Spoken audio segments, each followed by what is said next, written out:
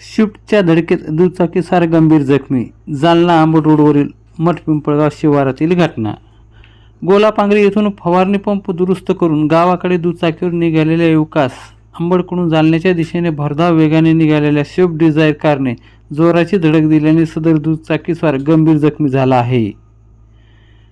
गंभीर जखमी युवकाचे नाव गोविंद टिळेकर असल्याची माहिती आहे व तो अंबड तालुक्यातील हरदखेडा येथील रहिवासी आहे. सदर घटना रविवार दिनांक 1 मार्च रोजी रात्री 9:30च्या सुमारास जालना आंबड रोडवरील मठपिंपळगाव शिवारात घडली आहे. याविषयी अधिक माहिती अशी की हरदखेडा येथील युवक गोविंद टिळेकर हा औषध फवारणी पंप दुरुस्त करून दुचाकीवर MH21 AK 2749 वर हरदखेडा या गावाकडे निघाला होता.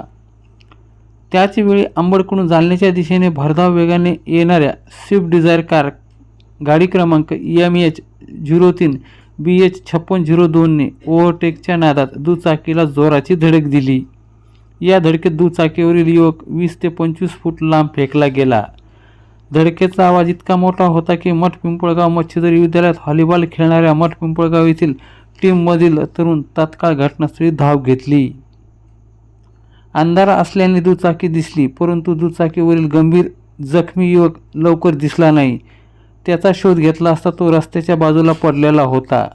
त्यास तात्काळ एका खाजगी वाहनाने जालना येथे दाखल करण्यात आले आहे. अपघातानंतर रस्त्याच्या दुतर्फा मोठ्या प्रमाणात गर्दी झाली होती.